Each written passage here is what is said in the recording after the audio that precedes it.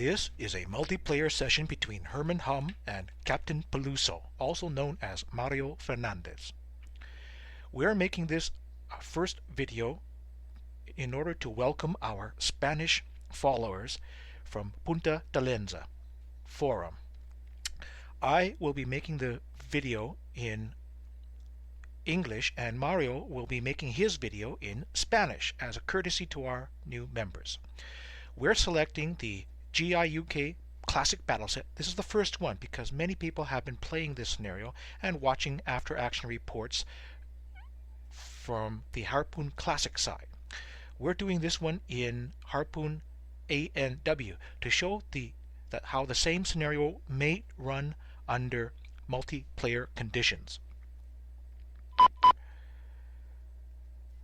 We start up the multiplayer session and we do a communications check to ensure that everyone has arrived within the game.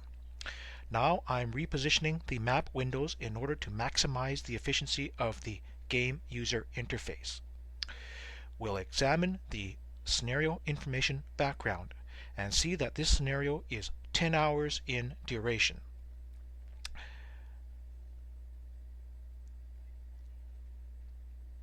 Now we will examine our current orders. We see that we're up against a number of Soviet missile craft. No more intelligence is available. Our orders are to sink 2 Soviet ships and not lose or not sustain heavy damage to more than 2 of our own. A high task indeed.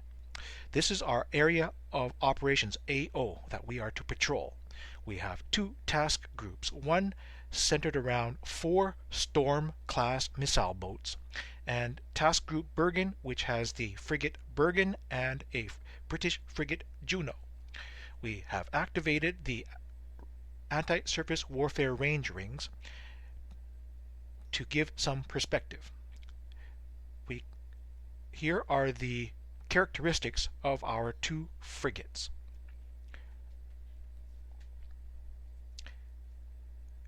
These are the characteristics of our Storm class missile boats.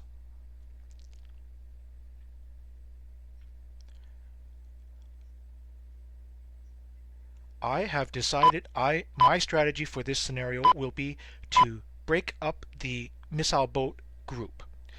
I will send them off in different directions in hopes of making visual contact with or ESM contact with the enemy. My strategy for this is, my thinking behind this is, if the individual missile boats can be sacrificed, if they are destroyed, I'll only be losing a small craft. If I keep them together, the chance of the enemy stumbling across all 4 of them and destroying them quickly will be quite high. I will use the sonar from the Bergen in hopes of detecting the enemy before he detects me in visual range. As well, I have activated the jamming on my Juno. Should he turn on his radar intermittently and try to surprise me, I hope that the jamming will degrade his system sufficiently to prevent counter detection. That's the strategy I'm following.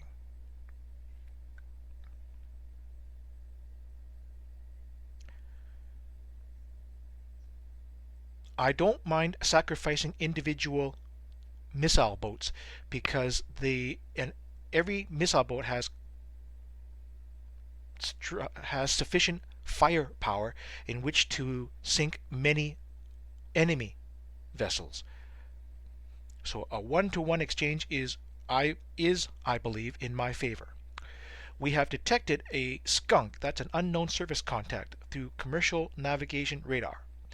We hit the database button and see that the database offers it could be any one of these ships as they all operate the same type of radar. 2 of these are Soviet Intelligence Gathering Ships, AGI, Auxiliary General Intelligence, I think it stands for. It was detected by the Bergen. To try and triangulate on this contact, I am going to set what I believe is a perpendicular course to where the contact might be. This allows me to hopefully contact the skunk from two different positions, and I might see how the uncertainty zone has reduced.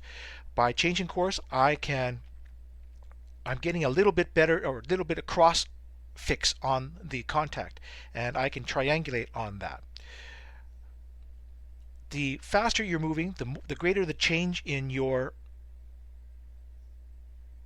bearing, the easier it is to triangulate. However, we have lost contact with that skunk, so he must have been going further away. Another contact is detected. Again, this one has commercial navigation radar. The uncertainty zone seems fairly close. I will order the two closest missile boats to try and provide a cross fix to the contact. More skunks are detected. I'll slow down the time compression and select one of the skunks. One of them has commercial radar, and the other, oh no, this has military radar, fire control radar, air search, surface search. And we check with the database function to see that this comes only from the Ninotchka class missile corvette. This is an enemy. We hit the H hotkey to classify it hostile, and then use the rename function to call it a Ninotchka. The enemy must have flashed his radar, just turned it on just briefly to get a fix, and we have counter detected him.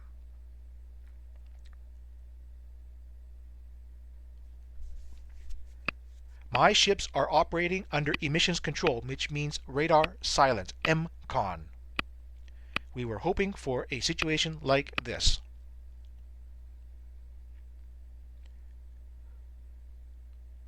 We move across his bearing, hopefully with the intent of generating a cross bearing, but he's got to turn his radar back on in order for us to pick him up. The Merchant is now classified visually as a fishing vessel. We see he's doing 14 knots, so I am going to slow down my missile boats to 14 knots as well. We are mimicking a neutral or civilian fishing vessel. We detect the Ninotchka. He is fairly close. Look at the size of that uncertainty zone is pretty small. I'm gambling that he's close enough. My missile boat Kiek is going active. Perhaps we can catch him by surprise.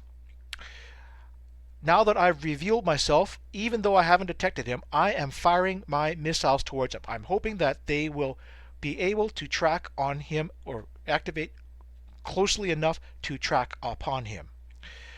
Now that I have revealed myself, there's no point in staying silent. I go to increase to flank speed. Unfortunately, the missiles do not track on the enemy.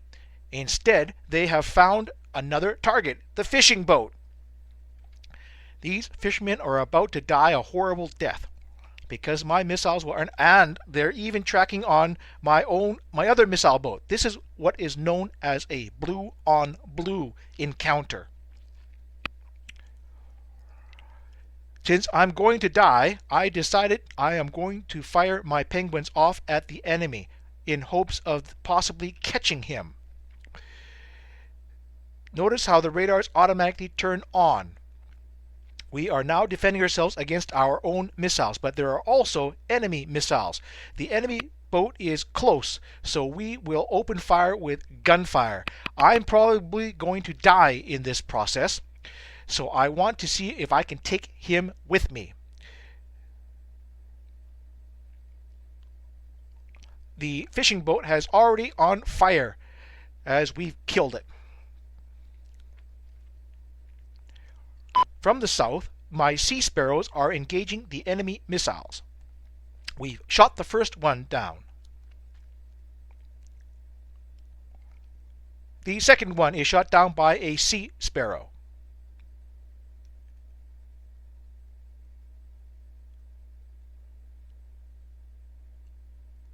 my missile boat explodes under a Siren SSN-9 Siren missile. The Ninotchka seems to be still afloat, making 5 knots. The Glimt has decided she will try her luck and... oh, not yet.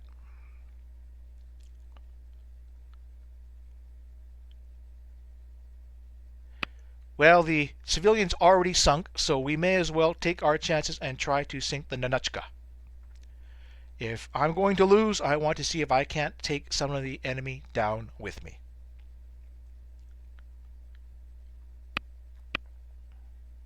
More vampires are detected.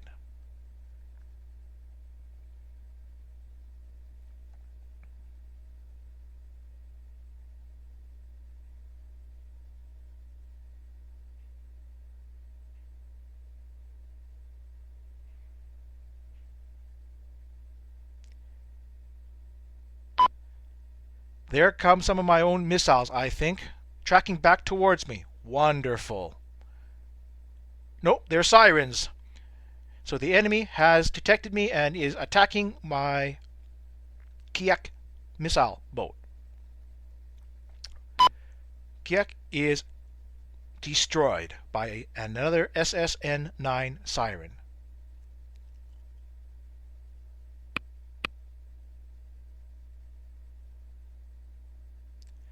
The Bergen has gone active in trying to protect the missile boat. This is an involuntary action. The AI just decided to turn on my radar because it thought it could fire. This is one of the big bugs of ANW. It is fixed in HUE, the next version, but as long as HUE is not possible to play multiplayer because it crashes every time you log into the server.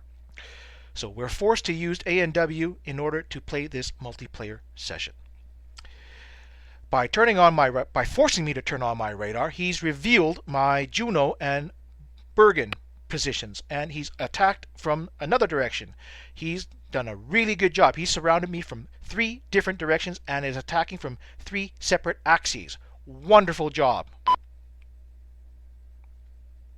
I've decided to fire off my missiles from the Bergen against the missile boat. As well, I am firing my Exocet from the Juno in the general direction from which the missiles are inbound. Perhaps I can still catch him. The Bergen goes down in a mass of flames, followed by the Juno.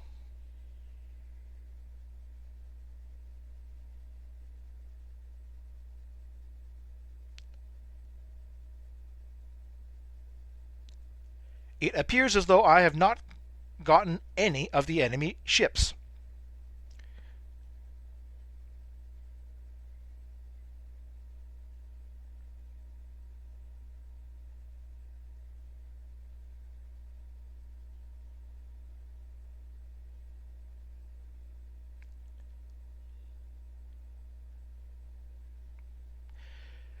This indicates that Captain Peluso has won. He has received a victory message, and I will resign the game at this time. Notice how I am facing a board of inquiry for sinking a civilian vessel. I haven't done a very good job. My butt has been thoroughly whooped in this scenario. A great session by Mario Fernandez. This concludes Dawn Patrol, written for the Players Database.